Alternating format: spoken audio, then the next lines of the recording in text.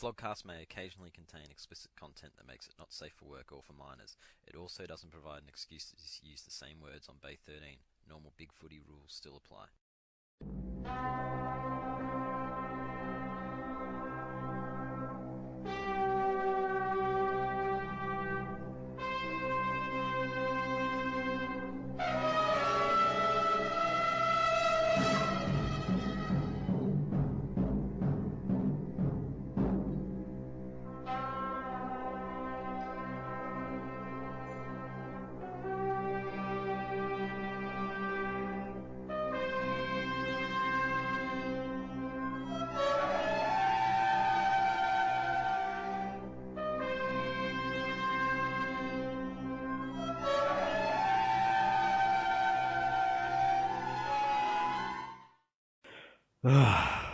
There's the sigh for you, Morgs. Alright, so this is the Flogcast for round 19. The emotionally checked out tiger from Richmond, Starburns, is here, and I'm joined by Big Footy's #1 exporter of baby formula from Hawthorn, Penal. G'day. The head of security on the white Collingwood thread, Morgan Ashley. Hello. The Flogcast's very own French connection, Grille. Bonjour. And the Clayton Oliver of Mods, Cookson. Should I be insulted about being a diver or a ranger?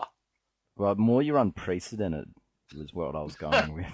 Yeah. But this is actually a really significant episode, which has snuck up a little bit. This is episode 150 of the Flogcast. We are at Club Life membership appearances Yes, here. we're all getting chaired off except for Dan. Isn't it fitting? I think there needs to be a special appeared in the 150th episode badge. A gold one? maybe make it gold, yeah. We should mint a special medal for this event as well. It's got to be an Oscars style setup, though. If you get the medal minted, you can't just sell it off for, well, presumably in the Flogcast, crack, or baby formula in your case, Penal. Not like toilet speed. Aww. No, cannot be redeemed for toilet speed. We'll go straight into goo or tears. Who wants to go first? I'm going to have goo. I'm going to have serious goo. And congratulatory goo. And feel-good goo. Alex Fasolo. I mean, he's had his struggles, but it's good to see him coming back and playing some fantastic football. So, well done, Alex. Doing Should well. have come back a week later. But he's been kicking goals from the boundary line. He's just doing everything. Shut up, Puffy. I'll seriously. We'll start a GoFundMe page and get you your 34 fucking dollars. It's a fucking good story. Oh, thank you, Brendan Bolton. Well, he hasn't got any fucking good stories. So, He's got a lot of rising stars, though. oh well. He's probably lost his smile, Bolton. He might not have any depressed players, but he got fucking depressed supporters. Oh, boom. They've got the Blues. I finally found out why Beyond Blue is called Beyond Blue. They haven't got the Blues. They're beyond blue. They're beyond the Blues. They've microwaved those memberships or destroyed their memberships like that one Floggo this week. Yeah, so any further elaboration on that? Just His good story? interview after the game was magnificent. Yes. It was honest. It was raw. It was fantastic. I've got to say, I hated, well, not hated, hate's a strong word, but I really thought he was a flog. And then the way he's gone through this whole situation, it's been nothing short of admirable. I think all people did, or all non-Collingwood supporters did think he was a bit floggish because of his But flamboyant I think ways. you can just say, I think everyone thought he was a flog. Well, More or the one less, that yeah. got me was that game last season where he goes, yeah, I guess I'm a bit of an entertainer. And then, yeah, I didn't think that much of him. And then, but yeah, going through this and just doing it, how he's done it with all the outside noise, thanks to Robbo, I think it's, yeah, he had himself on the back. I reckon. So you're saying Robert? I'm sure he Robbo does, don't you worry. played a big role in humanising him? No, not at all. Like, I mean, if you're going through what Fasolo's going through and have that buffoon, bring it up and Yeah, trying to stir the pot almost. yeah, well, I mean, that's something that no one should have to go through. So he gets a thumbs up from me too, but that's not my goo. What is your goo then? We'll move Ben on. Brown. Ah, Man. the Nearly Coleman medal leader. Oh my God. It's just like, one of the goofiest looking dudes you'll ever see playing footy, wearing the number 50 Guernsey, just playing like a man possessed. It is a thing of beauty. Imagine how good he'd be with actual good delivery. Yes, absolutely, yeah. True cult figure, 50 and the goofy hair and all that. Like, he's the sort of person you'd expect to be an absolute battler, judging by all of that when you throw that sort of together. But then... He should be Mason Cox. He shouldn't be Buddy Franklin. Yeah, well, that's pretty much right, yeah. I get what you're saying. Yeah. But It's just a good old-fashioned footballer. he's There's not enough of that. fantastic to watch. As a neutral, it's so good to go to a game every week and watch a lead-up forward just present and run and kick accurately and mark and play great football. And he's really consistent. Yeah. I can't wait for him to come to Collingwood. Hope not. How are you going to fit him in with Chris Mayne on your salary cap? Oh, because we'll trade him Steel Side Bottom. Or Pendlebury to Adelaide? Oh, Pendlebury to Melbourne. Who gives a fuck?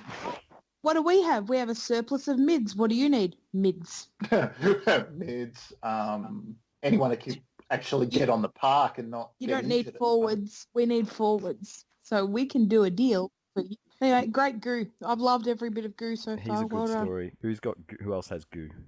Well, I'll see if Morgs likes this goo as well. It's goo for everyone on the Flogcast favourite country, Ireland, and the Island Football Factory that's producing a bunch of talented rangers that are now on the Hawthorn list, and one of them made their debut on the weekend, and just another one of our excellent youth that we've unearthed this year. And this guy, Connor Glass from Ireland, he just looked like a 200-game veteran out there, the way he attacked the ball. And it's safe to say that Fremantle got glassed. So thank you, Ireland. And long may the Flogcast relationship with the Irish people continue. Hasn't Fremantle's season just shattered, really? Well, they had a terrible percentage when they were in like 4th or 5th spot though. Like there were some flukish fucking wins. You know, they needed Richmond to choke, they needed North to choke, and they needed Melbourne to choke. Like yeah, they had a few fluke wins in between a whole bunch of 10-goal losses. Yeah, and so they were like I guess so. 6-3 with 80%. Their current position is true to where they belong. I guess, yeah. Well, I guess so, yeah. Teams are getting found out a bit. Like Dan talks odds, everyone's average and shit. The pecking order's starting to establish a little bit. Like, you know, Hawthorn and Sydney after shit starts are coming back, and Freo's started to fall away. The Suns have started to fall away. And the Pies are coming back. You're set up for another 10th place finish, I think, Morgs, or thereabouts. Can't wait. How great. Does Nathan stay? Yes, because we just got rid of the scapegoat. See you later, Petty. This is the greatest thing I ever could have happened. Because I got that email today and I was like, fuck yes! You know what this means? This means we fired someone and we don't have to fire the goat. Best 2 words in the English language: scapegoat, scapegoat, scapegoat. I even went to the Collingwood board to tell them that we found ourselves a scapegoat, but they didn't really like it. So it's not Nathan's fault. It's Gary. I was about They to belong say in the Jeff. black pert thread. Yeah, the whole board's in the black thread now. There isn't even a white thread anymore. They've given up. Like they're Your best win of the season, and there's no more white thread. no, there had to be a mod note, like an edit to the OP of the game day thread, saying if you were going to support West Coast, they had to do it somewhere else. What? Because you couldn't actively support West Coast in the Collingwood game day thread, so you had to go elsewhere. How do you not actively go for your side in a game day thread? Because you don't want them to win, because you want the coach to be fired. Oh my fucking god! Big footy. Jesus. Anyway, I've got goo, and it is very gooey goo, and I'm gooey for the gooey, who was fucking brilliant. He was on fire. He was very, very good. Go and change your fucking vote in that poll, you morons. You got there earlier than I thought. I was going to bring this up at Flog of the Week time, because after your very first initial post, that became a bit of a melty sort of rant, Morgs. I know. I got mad. I'm self-aware enough to know that I got a bit mad.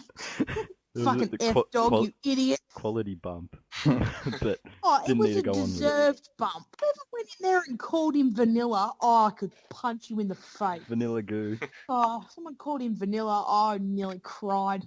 Fucking morons. 4 goals, dragged his team over the line. Brilliant. Should make him Laverty? captain. Nothing. If Laverty stood up in my cereal, I wouldn't know who he was. It's because he's been injured. Haven't you read all the posts? He's injured. No, he played Sounds like- last week. He played on Saturday. I still don't know who he is. First game back, you can't criticise him. He's like Nathan Freeman. He's just been injured. No.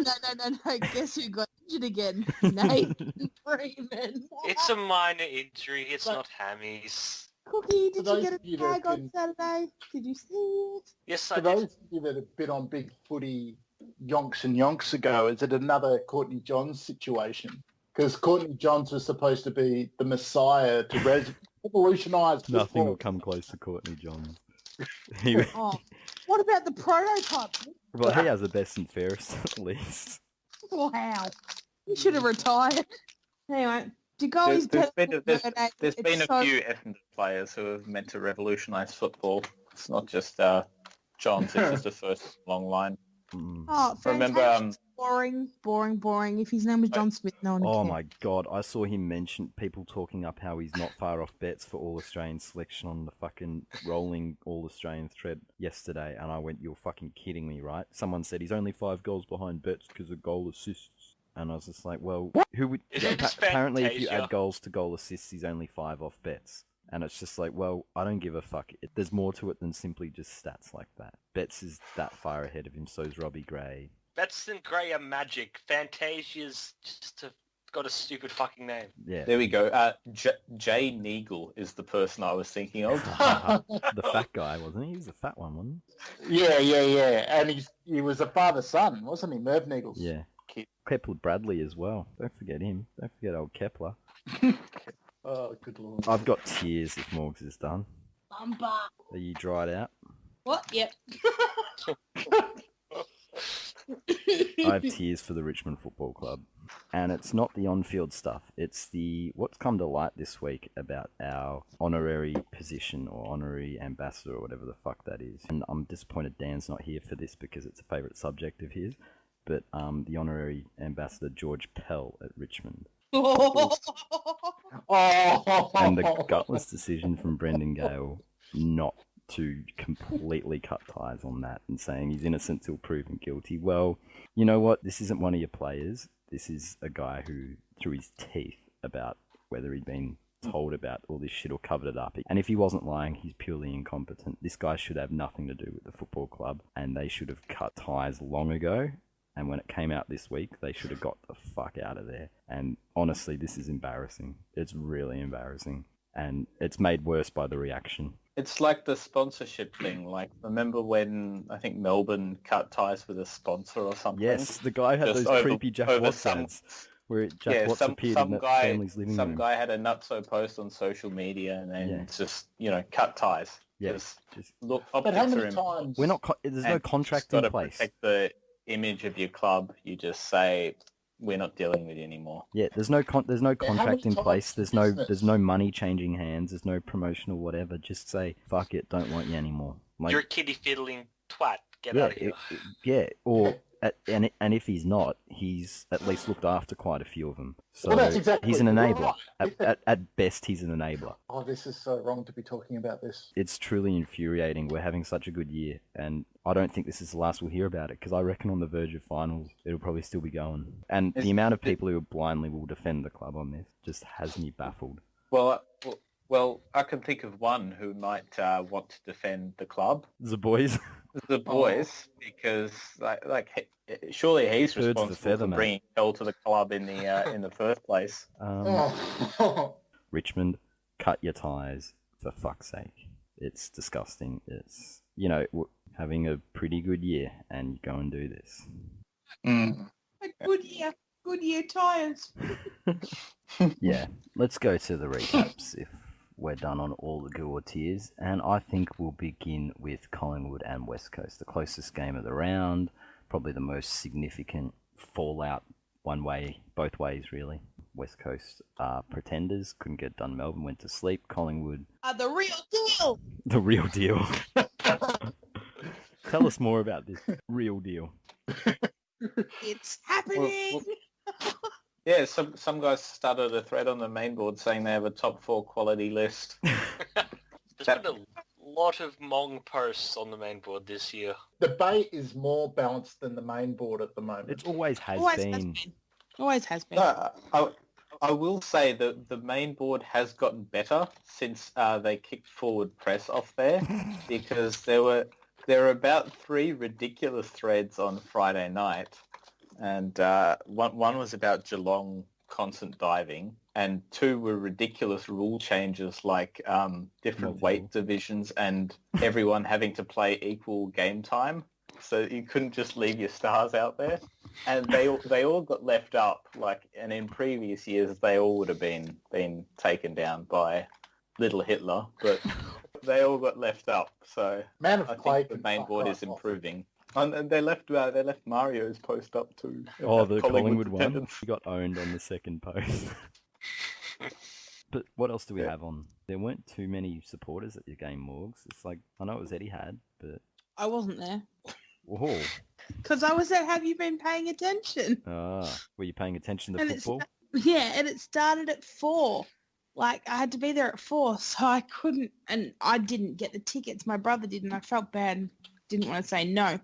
Anyway, so my absolute surprise when I opened my phone after it finished, and I did a slow roll. So I covered my screen with my hand, and I moved it over slightly to the left and seen West Coast scored 85 points. And then I seen 8 points was the margin. Somebody won, and then I slid my hand over and seen the D of Collingwood, and I lost my shit. I was so fucking happy. Anyway, so I went home and watched the replay. With 5 minutes to go even, you still couldn't see how we were going to win. And I knew the result. It was so weak from West Coast, from the position they're in, and I say that as a Richmond supporter. Because I thought it was pretty predictable in that West Coast just stopped and went into their shell. You could see it when Darling was running the clock down with a minute into the quarter, trying to be aware of the clock and run the clock down. You just saw their instinct was to not lose the game, not try and actually put your foot down and win it. They started coasting. It's not like they were desperately trying to hang on. It's just like they went into junk time mode. Yeah, 5 minutes too early.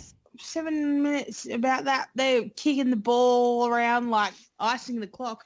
I was like, this is far too early to be doing that shit. Yeah. Far too early. And Elliot, you fucking knobhead, don't celebrate a goal until it goes through. Did he celebrate that early? Yep. Gave it the big fist pump. Fucking idiot. I think there's a couple of examples of that going from a number of other clubs. You won't be the first or the last to do that. No, but I thoroughly enjoy every time. But that would have been the sealer, though, if he'd done that. Yeah, that it would have been the sealer. Nail in the coffin. And he had a real shit-eating grin on his face. Fucking messed it. So he pulled a liver. Yeah. Or Nathan. Nathan did that, didn't he? In an Anzac Day game? Don't talk about Nathan. Sorry. I have the power to kick you off, and I will. You've got no time for these Northies, do you? I've got no time for this anti-Buckley agenda. I'm not part of the... I'm just saying, even the great ones do it.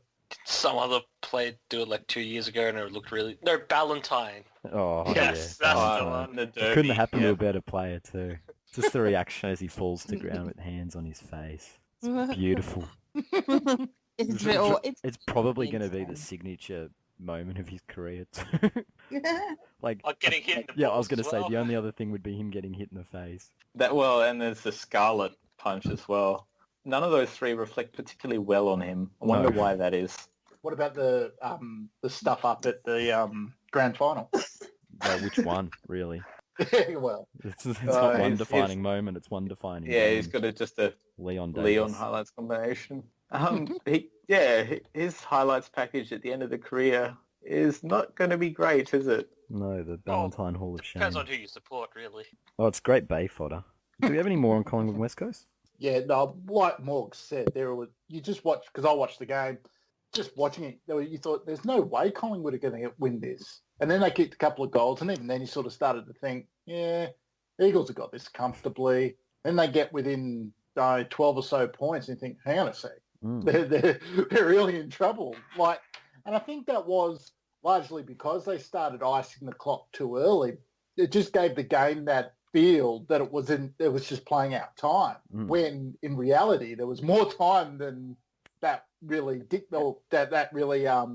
deserved at that moment. Once you take the foot off the gas, it's really hard to get going again.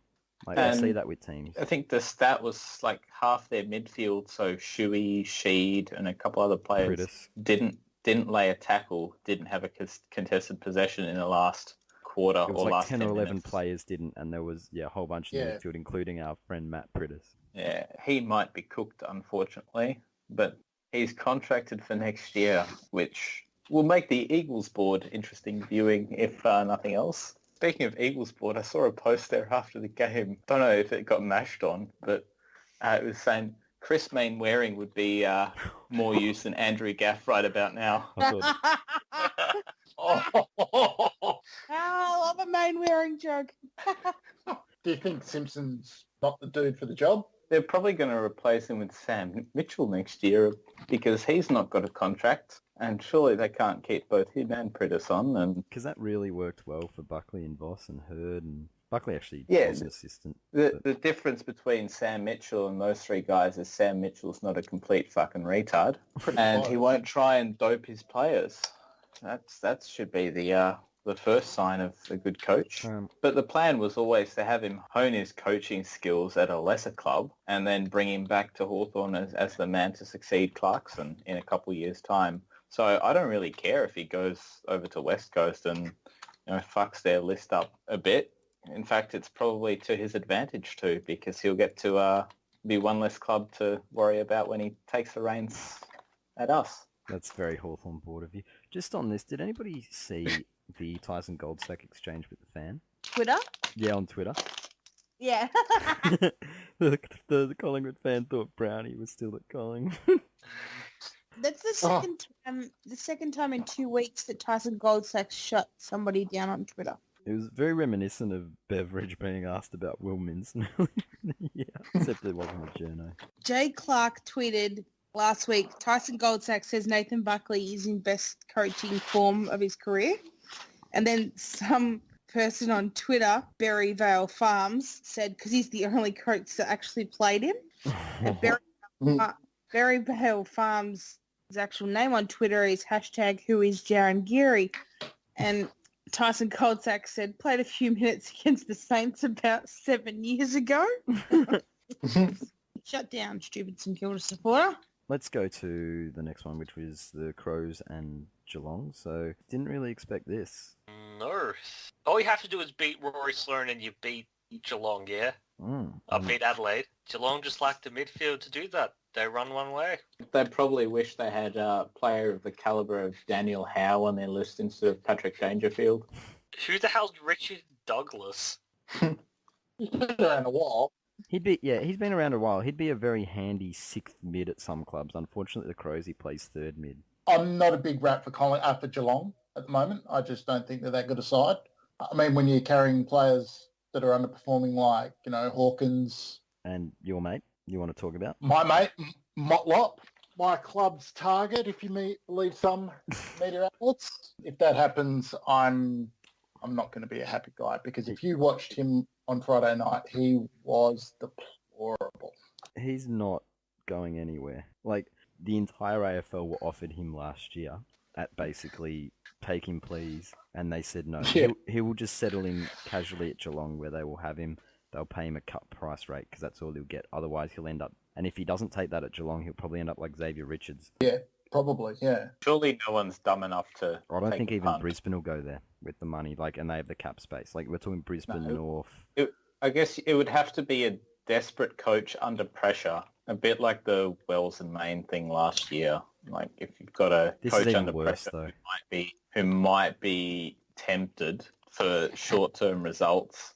So I guess we'll have to see what plays out with the couple of coaching positions. So, but this is even worse than having those two, because like, say what you want about Daniel Wells had injuries. Chris Mayne at least had heart and would work hard, and you're hopefully trying to change some of. But yeah, I guess they both those guys would adhere to club standards about skin fold levels and attacking the football, going for diet, a hard alcohol. ball. In Motlop's case, if Geelong's culture couldn't bring him into line, what club has a hope? There's very few clubs that could legitimately To be fair, Geelong's culture is fucking deplorable. I mean, they gave birth to the fucking Selwood duck machine, which was out in full force again on Friday night. And now they've got Paddy Dangerfield in on the act with his pathetic dives.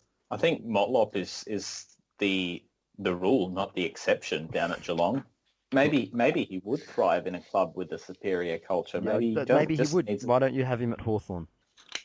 Because I think he'd fit in. I think he'd fit in great at Hawthorn. You take him. I think we're pretty well stocked for. I think he's a free agent, so you won't even need a trade for him, which is good because you don't have any draft picks to do it. So I think you should just take him.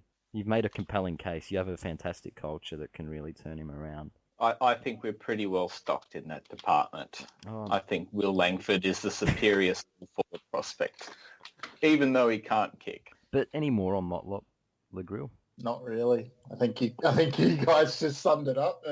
He's a fat, cowardly, lazy footballer. Yeah. Drop. He's reached the same point his cousin reached in his later years at Port. Yeah. Except without ever hitting. Like, there was a year or two there where Daniel Motlop was really good.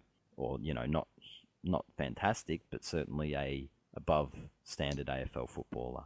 And he just fell off a cliff. Stephen always threatened, looked like he could be even better, and he'll just never get there. Never lived lived up to that. It's been, I reckon, with the culture that Hardwick's instilled, really tough culture. We don't need him. We are well stocked at that position. We have plenty. I know some people on the St Kilda board were like, "Oh, we should give him a guy," and reasonable people were like, "No, he's shit." I mean, don't pick him. If anyone wants him, tell him to get stuffed. He'd be an upgrade on Castagna. No, but he's too lazy. At least Castagna chases. And we get Steinfeld puns. I'd rather at least one less talented guy who adds pressure than Stephen Motlop being as talented as he wants to be and plodding around like a fat, lazy bastard. Because Castagna will lose his spot next year when Shea Bolton's got a little bit more in the legs.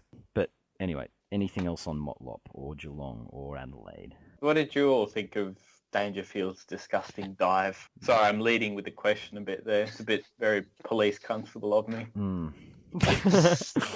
Piss weak, appalling, shambolic, farcical, a black day for Australia sport, apocalyptic. And Duckwood got into a bit of a tangle with Riley Knight, or another no-name Crows mid. I got not much out of that game. Alex Keith played his first game after playing in the Big Bash.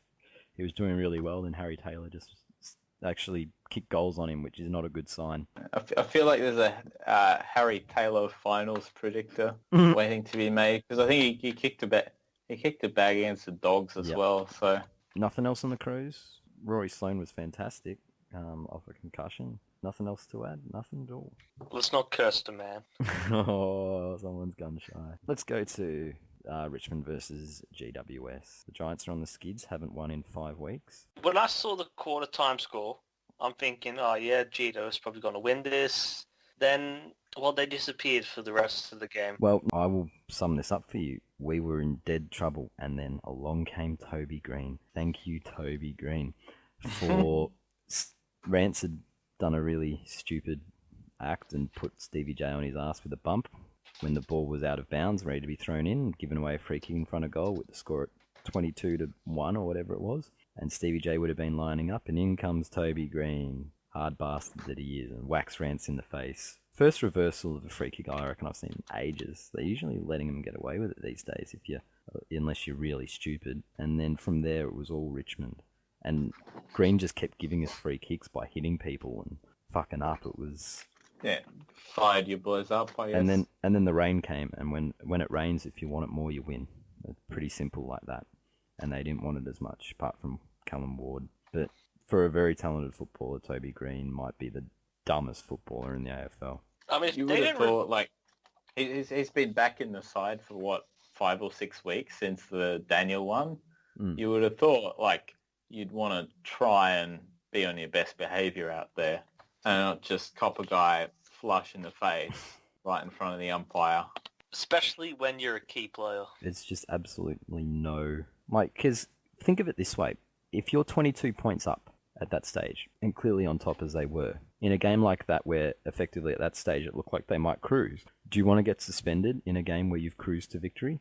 It's just like, it's not like you're even getting suspended in a close, heated stoush. It's like you're well and truly on top and then you start going the knuckle. Usually that's what happens when you're losing, or, yeah, it's just, it defies... Trying to get back into it. Yeah, it defies logic. And their forward line just does not really function without him, so they're going to have some trouble winning and kicking a score.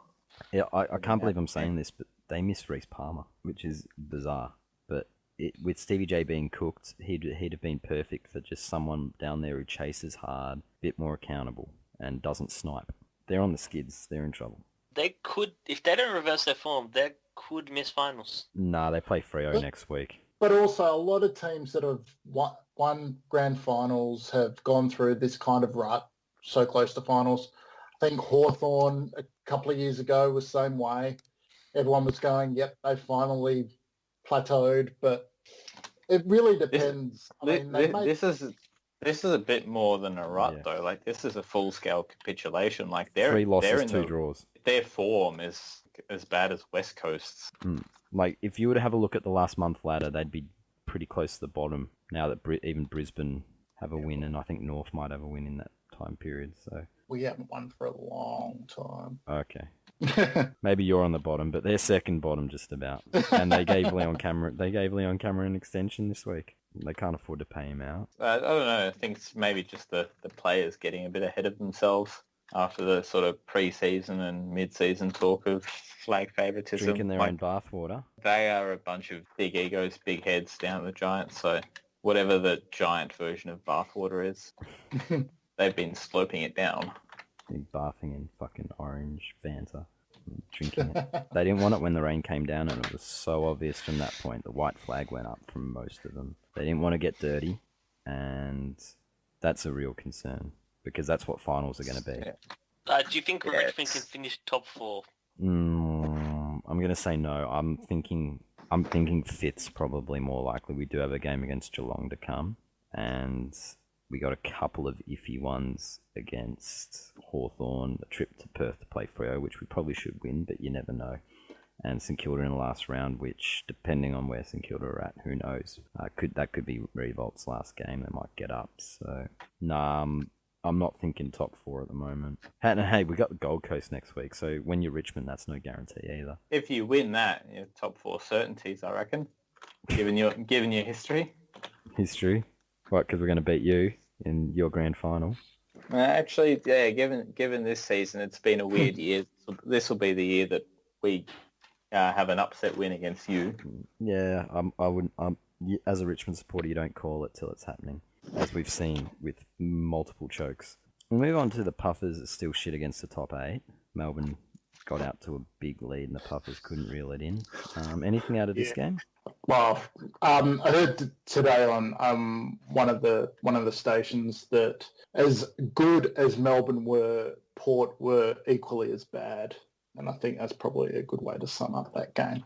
Yeah. They did to Port what Port did to us a couple of weeks ago. Just burst out of the blocks and obliterated them. Like 50-0 in no time. Port just never looked like it. Like, I don't think they wanted enough, really. I think if the rain came down then, you would once again you'd see what you saw in Richmond, GWS. You'd see Melbourne wanted it more than Port. Port didn't want to get their hands dirty, or in Wingard's case, his hair. Yeah. Like, there was a bit of a try for Port, but it was just a dead cat bounce. But speaking of Wingard, do we reckon Kane Corns will call him out for playing up his injuries? So I think he might skip his mind. Yeah, piss poor from Kane. I think he'll conveniently ignore that. I missed the game. What was the Wingard injury? He went off with a sore ankle, and he was back about 15 minutes later and played the game out. Yeah, but he's out for a couple of weeks now, isn't he? Or because I don't think he's as much of an attention whore as Dangerfield. Oh, here we go. I actually, for all the shit that Dangerfield cops, and he does some stupid things like surfing in a suit for no reason, and that whole attention whore thing with the thing he gave his missus with the thing of him with his arms out. I thought his presser during the week was highly amusing, and I wish people did that sort of thing more often. It was Sheedy-esque. There was a little bit of showmanship to it. You got to back it up though, and they lost, so he looks like a goose. But I don't mind that shit. Wolsey didn't like it. Apparently he got mad about it, called him an individual. Wolsey knows how to fix him up. You get him in the circle at training and have everyone beat the shit out of him. and then if he rides in pain, Kane Corns can say he's faking it. Serves him right. But yeah, so what do we think of that sort of thing? I didn't mind that, but No, I liked it, but I liked the props and stuff. I liked making fun of the situation, but you have to be able to back it up, and when you don't back it up, then you open yourself up to dickheads like Wolsey. Making fun of Kane Corns, I think we can all get behind that, but yeah, you got to back it up, and yeah, he wasn't up to scratch. But I think that just gave it more legs than it really needed to be. Like, you just kept bringing it up. So did Chris Scott. Oh, he's really injured. He's really injured. If he is, he is. If he's not, doesn't matter. Yeah. Like, they just kept coming back to it, and it made a thing out of something that probably would. It was like you're hiding something. They're like they fucking more sweeping things under the rug than at the Catholic Church. Don't mention Catholic Church sweeping things under the rug. You'll piss me off again. But Port versus Melbourne. Anything else out of this?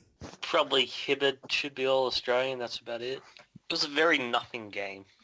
Port showed us what we expected, really. They seem to have filled that role of West Coast from a couple of years ago perfectly. And they might still finish fourth just based on a really easy draw. Yeah, but they'll probably open themselves up to the straight sets depending on who they end up against. But the problem is, who do you like if they did make the top four? Like, it's not as though other teams have the form either. I would back almost every other team in the running to beat them in finals, though. Even GWS, the way they're playing, will probably still get it done over Port. Like, there's no soul, which is hardly surprising. They're only 20 years old. They haven't had time to establish one. But, yeah. Careful, you're going to get a spray from Kane Corns over that, probably. Let's move on to Hawthorn won ugly on Saturday, and not in the Fremantle Dockers sense of winning ugly, more in the on-field ugly player spats from ugly players. James Sicily and Taylor Duray. Penal. It's nothing in that. Just a bunch of blokes getting heated and passionate about their on-field performance. But I guess that's just the way Sicily plays. Bit of aggro about him, getting stuck into the umpire for not giving a free kick that wasn't a free kick. Yeah, he got falconed and he wanted a kicking in danger free kick. So it was a bit selfish from him, bit misguided. But to be fair, he'd just been hit in the head, and like Clarko said in his presser, he was seeing stars.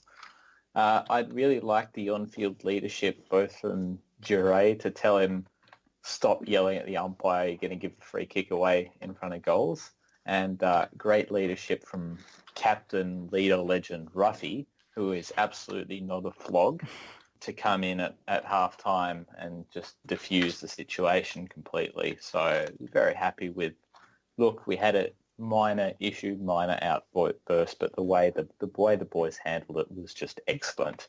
And to be honest, when is there ever a Fremantle game that is not ugly or has an ugly incident like this in some respect? It's just part of the course, really. Sorry, two seconds. Can I ask a question? Does anyone else here think that James Sicily looks like Clayton Oliver? A little bit, but I was actually going to go, I thought the best comparison I saw to Sicily after that incident was to Brendan Goddard. What, the pointing? The fucking angry ranger yelling at his teammates. That's very concerning if he's the new Goddard. Surely the best comparison to Vincent van Gogh. Cut off his ear. Ear falconed off by the football. Yeah, just a bit of a nutcase, but produces some beautiful art. Yeah, that's a longbow to draw. Hang on, let me find this, and you will agree with me entirely. No, I know what you're looking for. Yeah, there's not the famous self-portrait, but the other portrait looks, where he doesn't have the beard, looks strikingly like Sicily. But Clayton Oliver, that's interesting. Why Clayton Oliver? Just appearance-wise, or is it the flopping? Facially. I thought facially when he went fully sick at Duray, I think he mouthed the words "fuck off, cunt." I think fuck off, Taylor is what he said. Definitely. Oh, okay. But yeah, he just had that sort of similar look to Clayton Oliver. That's Angry Ranger? Yeah, I mean, he may well be. No, James Sicily is not a ranger, like in the same way that Clayton Oliver is. He's what do you call that shade? Mustard blonde or something? Strawberry blonde, the kind of mustard blonde. Mustard blonde. Strawberry blonde, I think. Yeah. Did he drink a cheeky rosé while coming up that colour? Like, there's a clear difference between fucking ranger and like a bit of red in there. Strawberry blonde or mustard blonde, whichever it is. Rosé blonde. Mustard blonde. Why are we talking about hair colours? Yeah, well, You fucking brought it up. I was more interested him in the shade of his You call him an face. angry ranger, and I'm just defending his virtue and saying, well, he's not really a ranger. Because, like, rangers are ugly and disgusting. So is James Sicily. But he's not ugly and disgusting, and he's not a ranger. He's ugly and disgusting inside and out, mate. He has no heart. No soul. He has a Like soul. Port Adelaide. I Should be playing for that. Port. That was a very ugly incident, and really, it just shows, like, if that's how Hawthorn are on field, I hate to see what'll happen, like, when Stephen Motlop gets there and starts squibbing and being lazy and shit, if, like, James Sicily getting in his face. It could get ugly. There could be teammates throwing punches. This is the good bloke culture. Bad culture.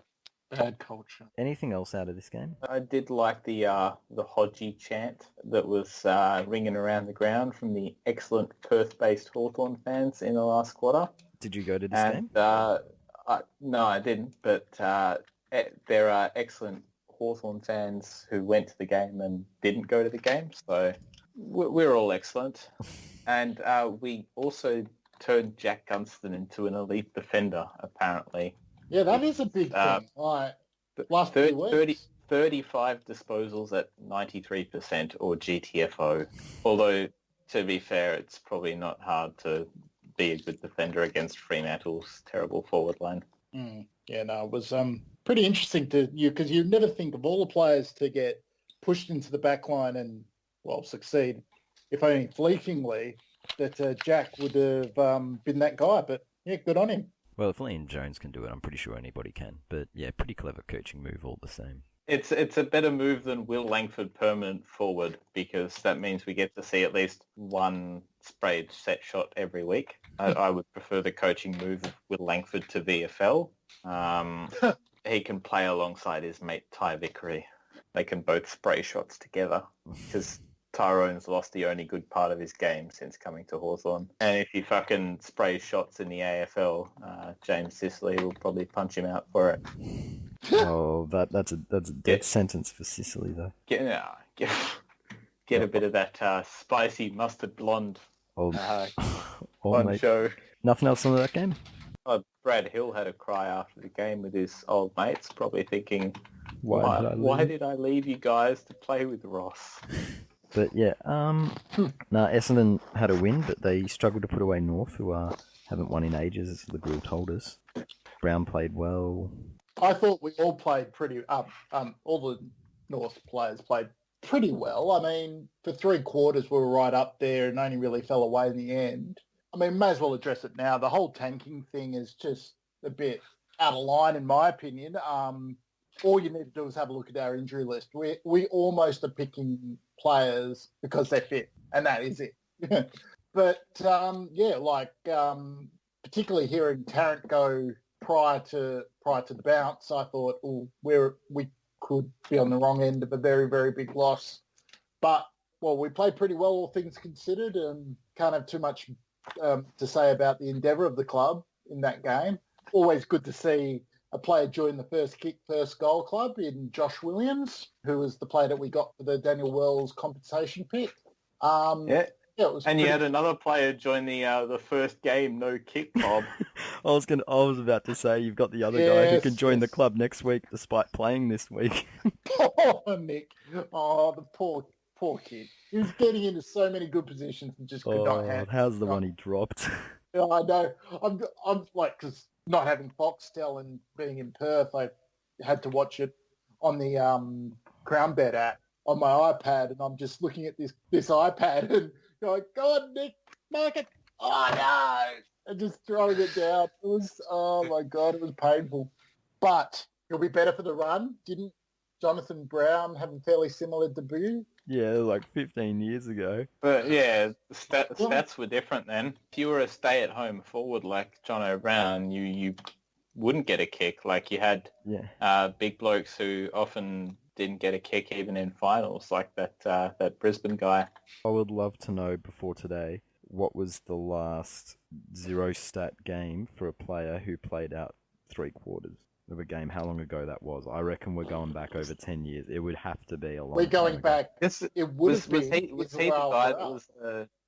guy that was the late in for Tarrant? No, the guy that kicked the goal was late in for Tarrant. But yeah, I feel a little bit sorry for him, but geez, it was painful. Yeah, it was painful. Yeah, it was. He looked so out of his depth. Oh, yeah, and he's skinny, and like it was just it was a bit early for him because he'd come off an injury in the VFL as well, so it wasn't the best preparation for him. But that said, Oh, I guess you're hopefully gets tanking enough then. data. Oh, please don't start that shit. Why would you play a guy coming back from injury if you weren't tanking? Because he was fit. Because he got fit. Like he wasn't injured. Obviously not. He wasn't actually fit, he was physically fit. He could run. He could do something. North are picking injured players now so that they don't win games. Oh, God. Who are you, Sam McClure? I think the tanking thing is an absolute wank. I don't think tanking's happened since the priority pick disappeared. It's just, I think there's enough evidence there to say that if you tank, you'll end up like Melbourne or Carlton in a hole that takes so long to get out of. Yeah, let's be fair. If they were tanking, they would have played Jed Anderson. The other thing that amused me about the tanking debate is that I actually heard on SEN today, I think it was Ralphie, try and say that North leaving Goldstein and Thomas out was partly evidence of tanking. I'm just thinking, have you watched Thomas this year or even Goldstein the last month? Yeah, They've been absolutely. fucking putrid. And, Wasn't Lindsay Thomas good in that one game he played as a small defender? It was more that he was better. Or was that against Fremantle as well? That was against Gold Coast, and he was better than expected, I think, and that's probably why people think he had a good game. I completely agree, Starburns. Goldstein has been trash for a while now. I mean, you hate seeing your good players do that, but he had to get dropped. He was bereft of confidence. He physically wasn't really hard enough. And I think this will probably lead into another discussion point from this game. But yeah, it was time to drop him. It just had to happen. And to be honest, if what the media are saying is true and he's on the trade block, you'd be playing him if you think He's got no if you think he would show. Yeah, well, I don't think he does now, and it's astonishing how quickly he's gone from having maybe commanding a first round pick to. Geez, he might only just be snake knives. That was what he was up for when there were the rumours of him and the North official a couple of years back that was being talked about, and that didn't eventuate. And I guess because you were still thinking of winning games. Speaking of ruckman, Majak Dor didn't appear to be playing too badly, but Brad was not happy with his efforts. Yeah, he wanted more aggression or something, and yeah, that was pretty much it. Yeah, so I think I thought he played a very good game, and it was really good to see him playing first ruck because I think he's not a forward, he is a ruckman, but yeah, I thought it was a little bit over the top considering some of the stuff that I was talking about before with Goldstein. Particularly, I mentioned on the North podcast a few weeks ago against Fremantle, Goldstein was getting bumped off the ball by people like Michael Walters and Brad Hill. Not fries.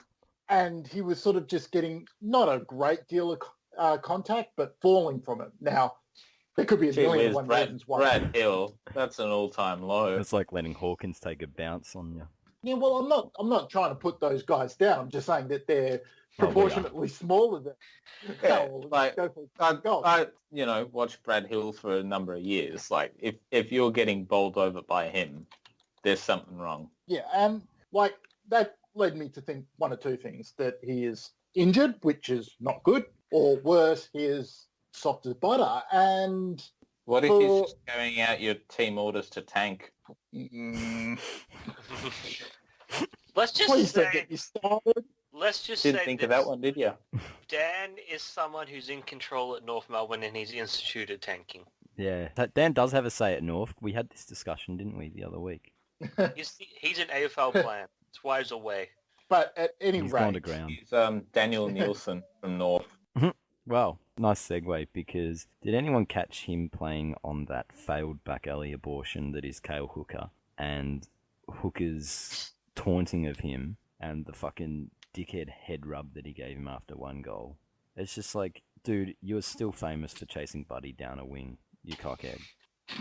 and he had a pretty poor game before that purple for patch 3 quarters, too. and then he fell into it on a guy who's played, how many games in a team The that's third tanking? game. Like, Cale Hooker represents Essendon. Big big pants, but reality, you just laugh at them. And there's the drug cheat bit too. Yeah. Yeah, but the ones who Nielsen left... should have just retorted with the jab. That's what you need to retort with. games that don't matter. The Colas cruised over St Kilda. Anything, Cookie? I don't think you even watched this, did you? I saw it on a tiny 20-inch screen, but I was too busy seeing old people trying to punch on, which was immensely more satisfying and quite tense. What, like Kenny punching on with fucking someone else in the crowd? Oh no, I was at a pub and there was a guy who looked like the grandpa from Hey Arnold. His chin was just fucking immense, and yeah. Well, that's a relief. That's a relief. I thought you were about to say "Hey Dad" there, and I got worried for you. Hey Dad versus George Pell. Season's done. We're not getting finals. Sydney, the form seed. That's pretty much it. We'll probably finish above you now, and that first round draft pick watch on the St Kilda board's going to be a hoot when that happens. No, Nick Rios probably going to get the old tap on the shoulder in the coming weeks, and same with Montagna, which is going to be an awkward conversation. Well, for one of them anyway. Wouldn't be the first awkward conversation Montagna's had. The Dogs barely kept their season alive with a win over the Suns, who were crap up in Cairns. I really can't think of much out of this game. Chicken kick 6. Yeah, that's surprising. They don't really have any other avenues to goal, though. Bit of a cheat ground up there, though, apparently. As David Schwartz pointed out, it's like it blows a cyclone up there like it does at the Whitten Oval, so good to see the Dogs have their own cheat ground.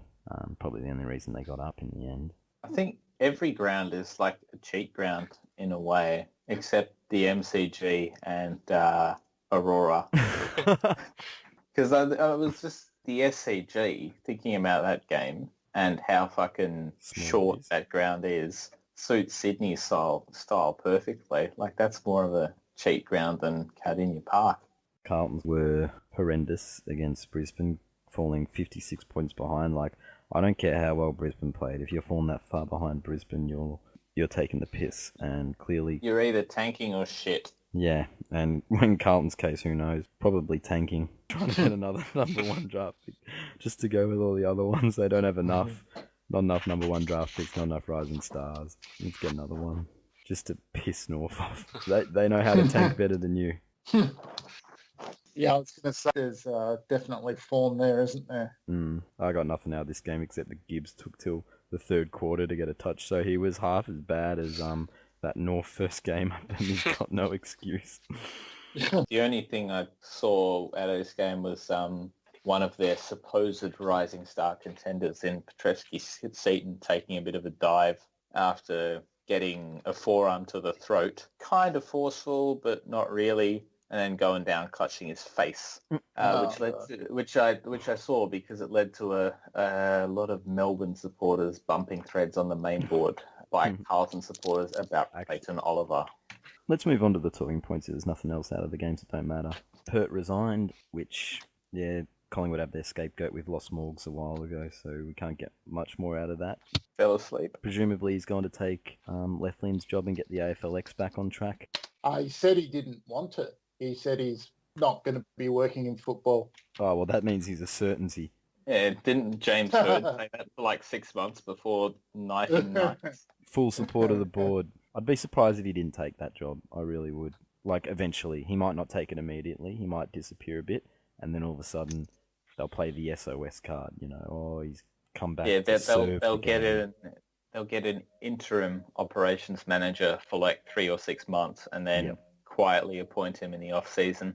Yep, exactly right. Because they won't act while this Collingwood thing's still underway, I guess. Yeah, it'll be enough time to make it look like he hasn't been poached and everything's above board, and this is how this shit works. But Collingwood got their scapegoat. Pert fucking got out of that regime, Crap job. which, you know, is probably not the job it was when he took it and when he was running it for a long time. I don't think he's been on the same page with them, but he's towed the company line as long as he could. And when it came time for a scapegoat, it was him, and he was fairly not happy, but not entirely sad to be that scapegoat at the same time. Yeah. He doesn't have to clean up the Buckley mess when it eventually happens. Hands wiped clean. But we got anything else out of that? I just think like where the club is at the moment and with the expectations from Collingwood supporters, I couldn't see them going through and somebody not copping the bullet, and looks like it was him. It's like completely the wrong target. Well, I mean, it's not yeah, Jim Jam, whether it's not that, Bucks. Gary Pert, yeah, get the fuck out. yeah, I mean, he was obviously Bucks corner. Does that mean it's safer, or is he in more danger? Like, it'll be interesting the next few months. I mean, if he goes, are the members satisfied? It's so many. There are a fair few questions that it raises. Like who's going to replace him?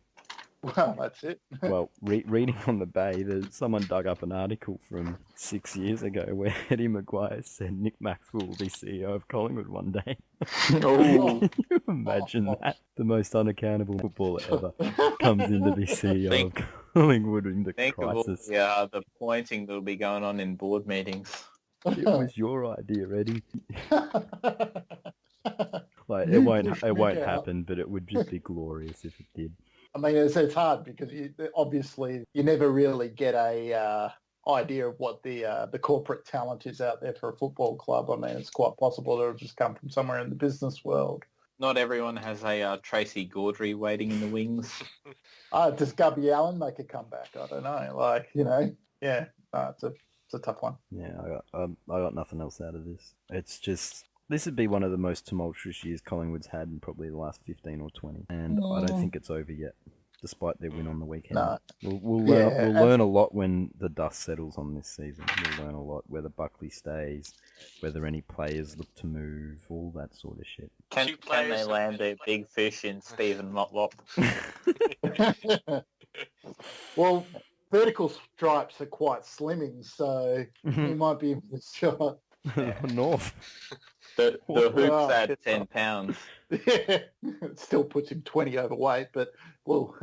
All right, so we're moving on to, we're looking a little bit ahead. We're not taking it 1 week at a time, none of the cliche footy talk. We're going straight to round 23, and Hawthorn have audaciously asked for a Friday night to farewell the good bloke, Luke Hodge, in his last game, conceding that the season is over, despite a couple of wins and some decent form. But yeah, this is... No, good call, fair call. Since the finals bye is there is no reason for the top teams to occupy the Friday night slot. So you should give it to the biggest game of the round, which is tank off.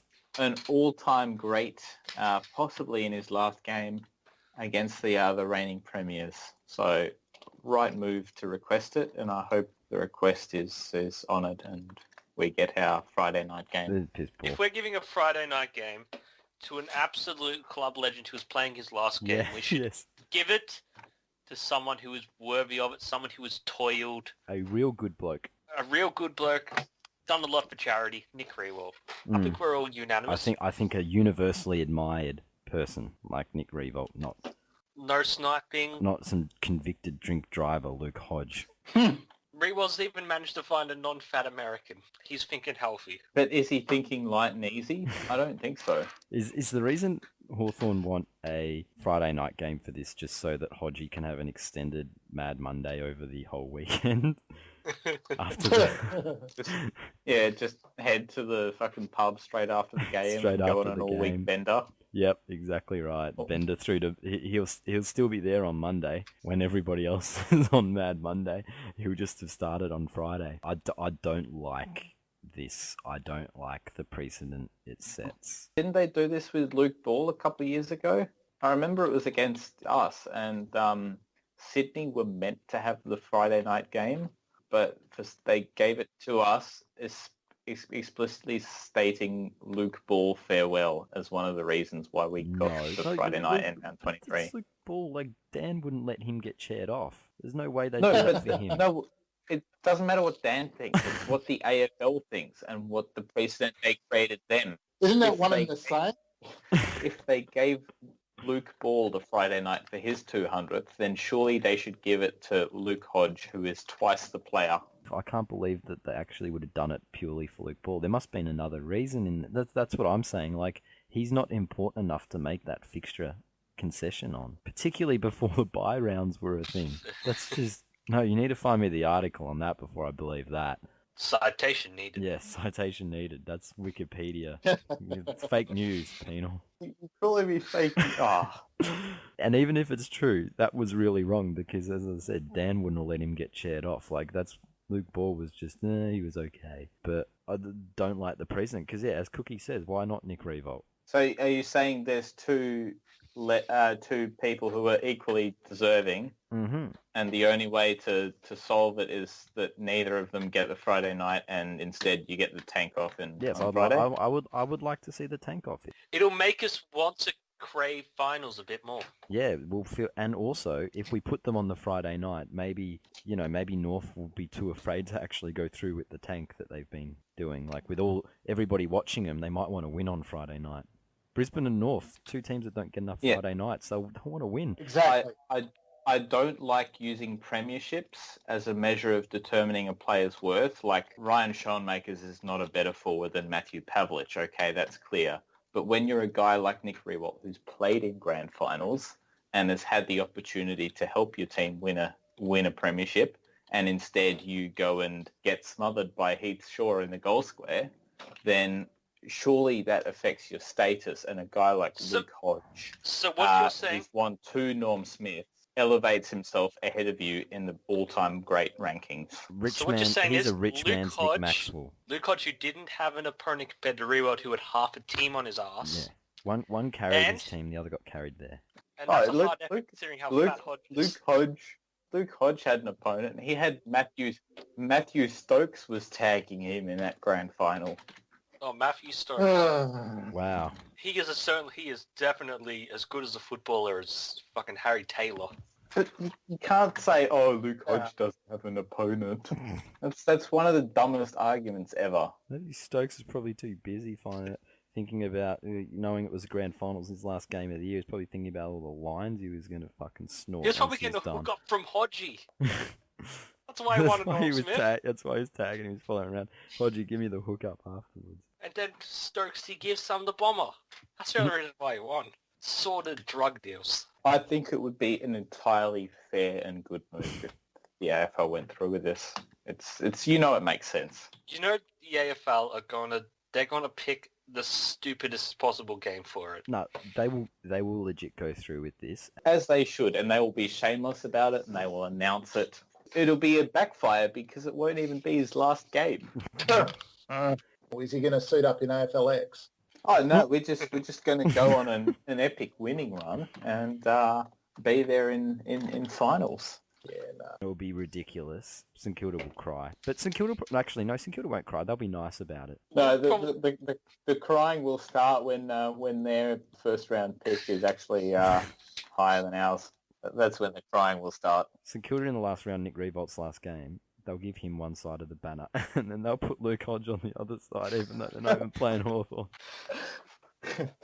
Hey, our best banner was still against the Hawks this year. Hodge will get the Friday night game. Then there'll be a massive goof fest for the Saturday night, which will be Reworld's last. Then on Sunday, I don't know. Stevie J's last. It'll be Todd Goldstein's last game for North. But one thing I would add about the floating fixture, it would be kind of cool to see like games that mattered in terms of finals, teams making finals, be put as the last games. I Sort of think some similar of the to teams how- want that because they don't want a full 2 weeks break. Like Geelong and GWS are apparently looking at Monday night. Yeah, well, Well, yeah. just have those games. Sorry. Well, we requested the Sunday game in round 23 last year for that exact reason. And you guys, you should all know we are the power club of the AFL, so we get what we want. And it was granted, as it will be this year. So you think that Right. that's a precedence? So there's no reason to cry about us getting the Which Friday is free night kick game Hawthorn all because over again. It's just we are the AFL's grand final. Deal with it. Okay, so just to go around, Penal's obviously in favour. Okay. Cookson, I'm against. There's a more deserving player. Lay Grille. North and Brisbane for me, please. Yep, North and Brisbane for me too. Speaking of looking forward to games, we'll look at another week later, and Pridham wants finals at the SCG. Andrew Pridham believes that because Spotless Stadium only holds 25,000, which I would have thought is more than enough for GWS or Sydney, that they should move it to the SCG, to their Sydney's cheat ground. What do we have on that? It should be it. Whichever team places higher, they get their home final. Well, then you'll get all Well, the Geelong fans fucking wanting their cheat ground. GWS aren't gonna have a home final this year anyway, so the point is moot. But No, they might, because no, first week, they draw. an elimination No, final. No, their draw's fucked. They'll be lucky to finish 8th. People are always locked out of games in finals. It's no excuse for moving games for no reason. I think there's a pretty obvious solution here that will placate Andrew Pridham as well as not moving the game. And all they have to do, the AFL and GWS, all they have to do is just put a little bit of decoration up, do some modifications over at Spotless Stadium, make it look a little bit more like the SCG. Just give off the appearance that it's the same thing, and Andrew Pridham won't be able to tell the difference. We know he has a history of this. He can't spot a fake. Just put a frame around the stadium and call it the SCG. Change all Job done. Change all the signage around the ground, and yeah, I think Pridham will. Players probably won't care, but at least Pridham will be satisfied. And then if they pretend it's the SCG, then maybe Kenny will get lost and won't turn up either. So win-win-win. So, So just to confirm, did he request SCG or ANZ? Apparently, look, the first article I read suggested ANZ, which hasn't been used for any football since that final last year. Then I heard later in the week, he said apparently further to that, he mentioned the SCG if ANZ's no good. So, Okay. So wanting to get it shifted to their own cheat ground yes. instead of their opponents if they is that win a final. That I can't believe that- someone would have the balls to go to the AFL and make a completely egregious request like that. It's just The sheer goal. just a club that always gets looked after by the AFL, has a history of this sort of thing, thinks they can get away with it. I know. Who does he think he is? Yeah, it's disgusting. Question time. Not Cookie asks, who has the biggest ego, Cookie or Patrick Dangerfield? Patrick Dangerfield just? Yeah, I'm going to go with Danger. Like Cookie's story about it being he was panicking and just wanted something to say quickly. I'll buy that.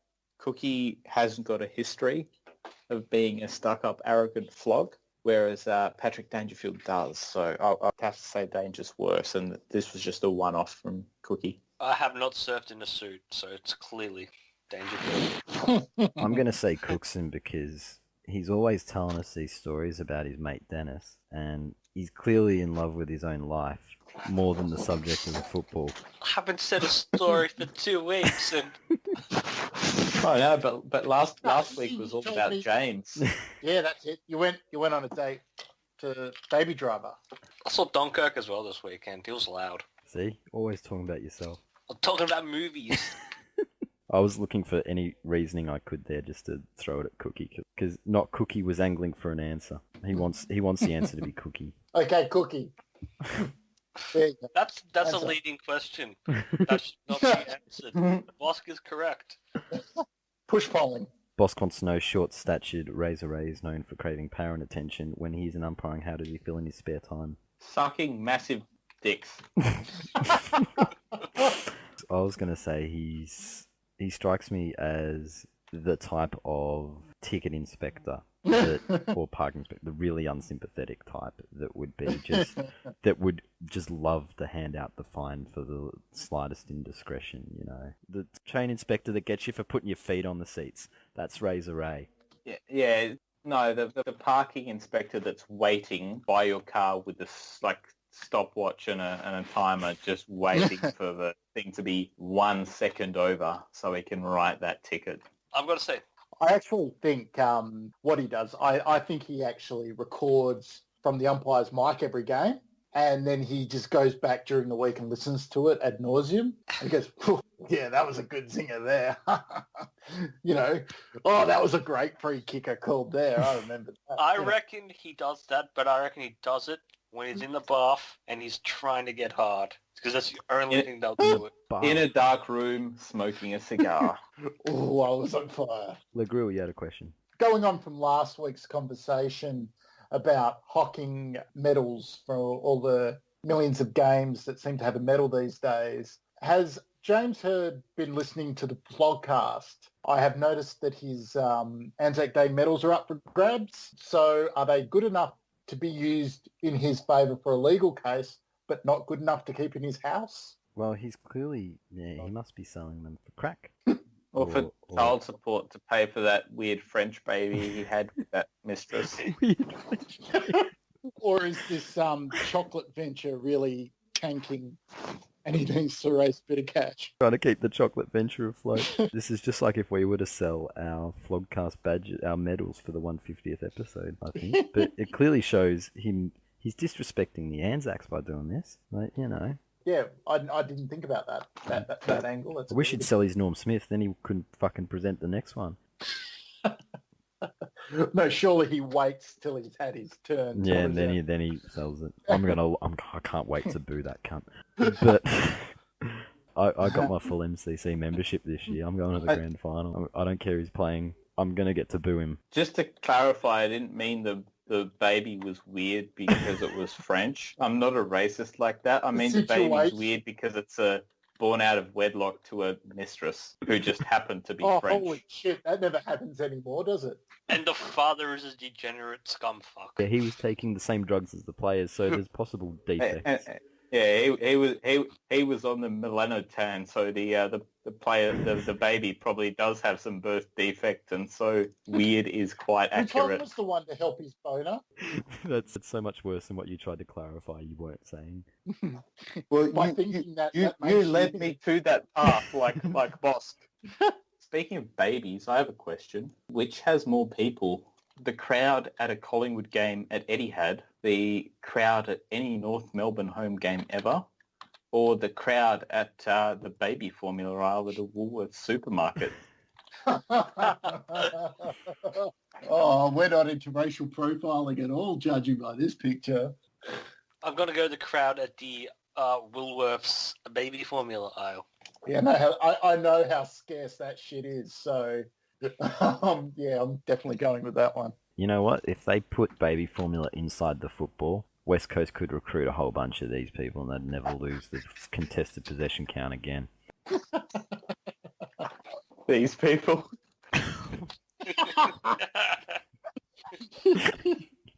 You people. All of you.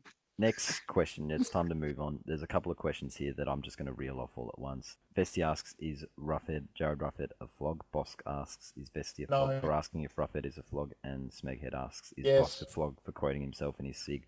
Yes. Ruffhead's a flog? No. I said no, yes, and yes. Oh, okay. I think he got it in one. No, yes, and yes. No, Ruffhead's not a flog. Yes, Vesty's a flog. Yes, Bosk is... Yes, I agree with that. Yeah, they're both flogs. and Roughhead is not. Yeah. Stop leading fucking question. Yeah. Leading question. Okay, I mean, I probably speak for 75% of the people on this podcast. Is this Hawthorn Geelong shitfight just gone beyond the joke now? Oh, it's been shocking for like. It's hard to remember when it wasn't awful. There was a time where it wasn't awful. It's just I can't remember what that was like. They can never switch off. It's like, it's going to be Tuesday and they'll still shit fight. I mean, come on. Do you have With life? most things, okay. With most rivalries, there's a period of time where it's genuine. There's a period of time where it's excessive but funny because it's excessive, and now it's died. The last time it was funny was 2012 Grand Final week and after, when all the Geelong flogs turncoated to Sydney for that week, and then Ugak screenshotted every single one of them and put them in the video and took the piss out of them. Ever since then... Yeah.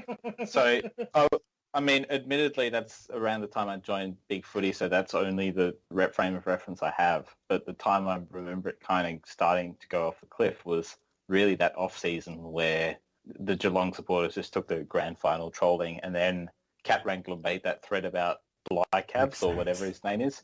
And that was like the original shit fight thread because it was 250 pages or something. The original monumental shit fight. It was all Wrangler's fault. So yeah, around that 2012 off season and then in the 2013 season where they won those meaningless home and away games against us, and the shit fighting just kept going on, and then we won the final, and then Bosk sent that legendary PM. Filthy. Last question, established in 1997. Who's more likely to be this year's straight sets laughingstock in the Bay 13 off-season? GWS, the Puffers, Richmond, the Cats, or the Camrys?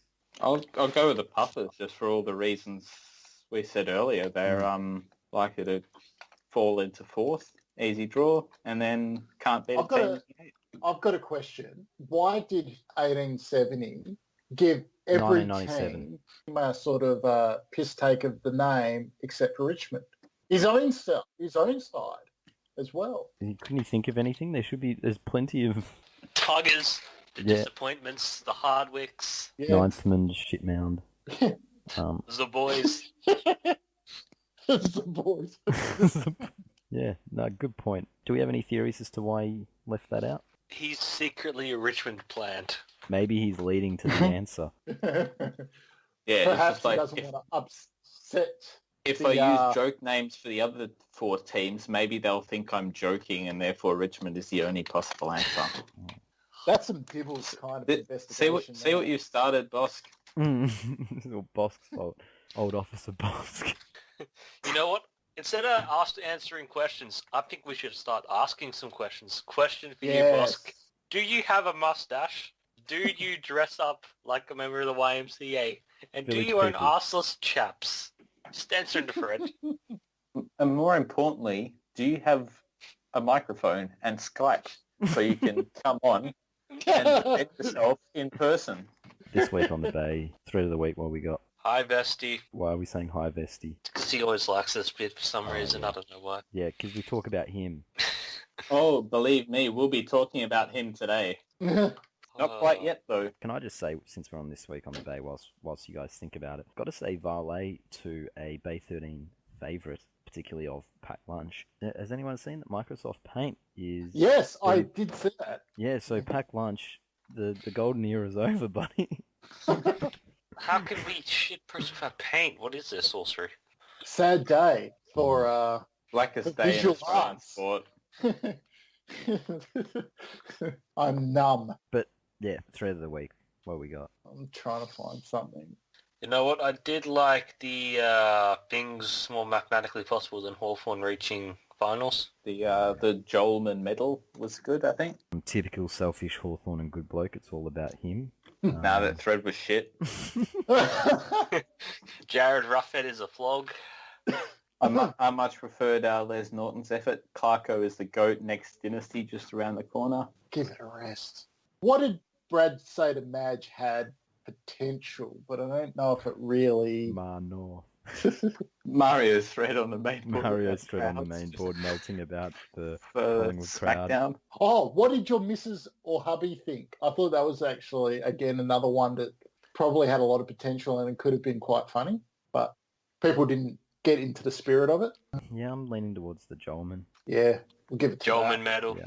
All right, flog of the week. I'm guessing this is where we talk about Vesti Penal. Yeah, look, I do this and it hurts me because Vesti has proven himself to be a good poster over time, and so it's like I've got to fire a warning shot.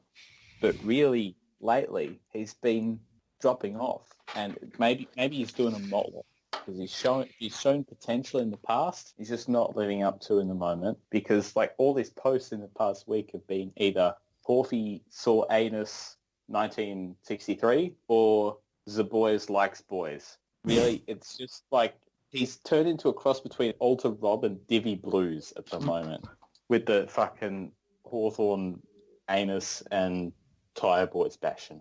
And like that's the most dramatic fall from grace since Red Mist. Like fake that guy's suicide or something. Oh, that was bad. Yeah. So Vesti, lift your game. I know you can give more, but for all the fucking Divvy Blues-esque The Boys references, not to mention the Hawthorne shit, you get my nomination for Flog of the Week. I already sort of mentioned Morgs for melting it up in the Degoe Laverde thread. I'm just going to go. Let's just go. The person who was going 50 Ks on the freeway when I was driving home tonight. That guy gets it. Speed limits are there for a reason. You fucking stupid shit It's truck. Luke Hodge, who's probably drunk. Actually, can I just, Flog of the Week, dishonourable to Black Flag for going full pop-up sprinkler when Carlton started to come back and starting a thread about it only for him to, when he thought they were coming, but they weren't. He could not smell when Carlton were coming. But yeah, I'm happy to give it to Vesti because we'll know he's listening and to this section. And so Penal has spoken. There's a reminder for you, Vesti. Just don't get ahead of yourself like Patrick Dangerfield. He likes hearing himself talked about. I guess he's like Razor Ray. Maybe he is Razor Ray. That would explain the Geelong favouritism. And all the dicks. I don't think this will dissuade him. I think he will wear it as a badge of honour being Flog of the Week. No, I mean, if he is Razor Ray, which I think he is, we've cracked the puzzle here, police constable,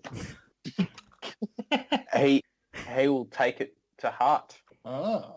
Dishonourable to Dibbles as well, just for sooking it up in the Sicily thread. More of a sook than Sicily. I bet Dibbles is not even as good looking as Sicily is.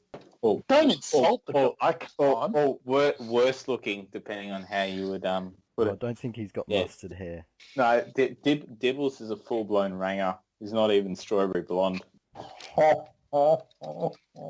Dibbles is just blood nuts all the way down. Ranger Kenny.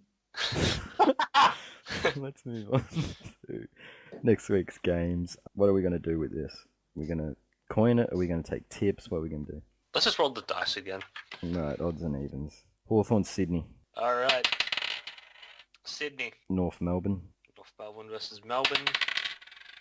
North. GWS Freo. We got Freo. Port Saints. Port. Gold Coast Richmond. Gold Coast. Carlton Geelong. Carlton. Bulldogs Essendon. Dogs. Collingwood Adelaide. Collingwood. West Coast Brisbane. Brisbane. Any final words on this round coming up? Yeah.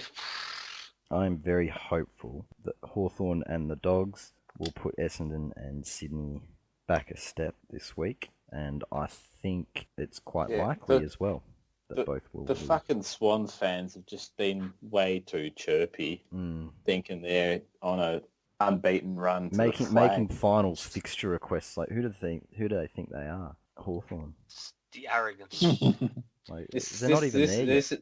This would be great. Like even if we win out, we're still not guaranteed to make the finals. So of course, the Hawthorn supporters have not been getting ahead of themselves too much yet. In terms of this season, of course, the talk about future years and being another dynasty, that's perfectly accurate.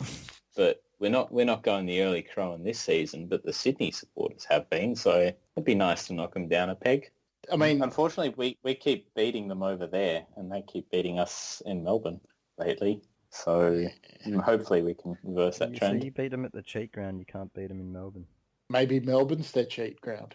Maybe if you're the fucking Cola Swans who have a they keep whinging about the Bulldogs getting a flag gifted them by the umpires, but they've got a fucking cokehead cheating cunt that continually gets off charges for charging players in the head. They're the cheat club.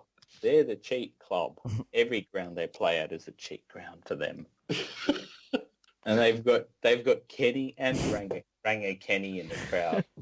You're Can't very have two mascots. Kenny and Mustard Kenny. Yeah, I don't have much else out of this. I think GWS get back on track, but Port St Kilda could be interesting. You need to win this one, Cookie. We'll know whether you're top 8 or not. It's do or die. I don't know. I feel like apart from Friday night, this round's going to be kind of bland. So let's hope for the lows Carlton can beat Geelong.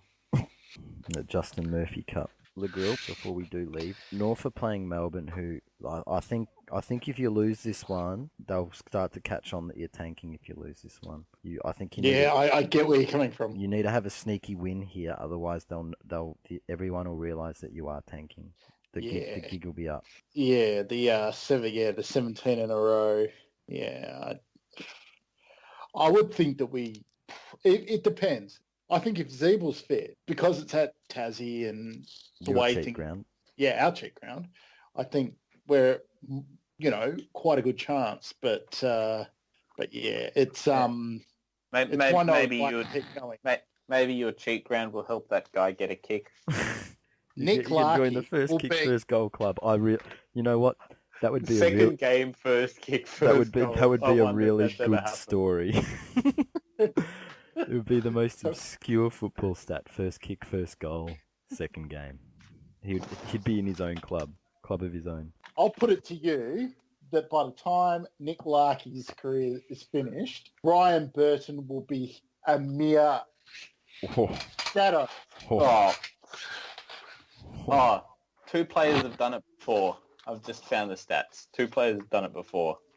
Mark Williams, a.k.a. Mr. Shotgun, and Fabian DeLuca, who went kickless in his first 2 games and then got a goal with his first kick in his 3rd game for Port Power back in 06. There's a record for Larky to beat. He's got to get through. He's got to get through another game kickless. So what? Hang on. Was there one with a third? Yeah. Third game kickless in his first 2. He was a ruckman, if I do remember correctly. Yeah, he was a one of the first late round rookie listed ruckman picks. Yeah, I think it was in the Carlton era where they were basically picking anyone who knew about the game of football. His brother was at Carlton. Yeah. Right. The younger brother from Port Power. Okay. Oh, shit. That's a fair stat. But Larky can join that club. Mate, he'll be ripping teams apart in a couple of years, and you will just remember this conversation. Oh my God, this guy, his career stats, he played 11 games in his career and had 11 kicks. This is DeLuca still. Yeah. It's like that brings a new meaning to getting a kick. Getting a kick every game. I wonder if many of those were smothered as well, because it still counts as a kick. So. Yeah, but he's in the first kick, first goal club. Lots of players aren't in that. He had 17 clangers in his career. He literally had more clangers than kicks. So Larky had 2 clangers and no kicks on the weekend. So what constitutes a clanger? Like a blatant unforced error? A free kick against. Oh, okay. Yeah, free kick against as well as a clanger kick. So literally all his kicks must have been clangers. Except the one that went through for a goal. except the goal. So, because literally all his frees against aren't enough, so all his kicks would have been clangers. Oh, poor Fabian. Hey, Larky could join him. No chance of that happening. Sorry, Nick, I've just put the moz on your career, mate. Yeah, Sorry you about say that on here. He's going to get to 11 games. He's cursed. 11 games with no kicks. And 17 clangers. Alright, so this was the Flogcast for round 19, the 150th episode. Starburns joined by Cookson, Goodbye, all. Grille, Bonjour. and Penal. Where's my gold badge? Where's Morgs? She just dropped out and then Dehydration after all the degoey goo. the gooey. Thanks for listening, and we'll see you next week.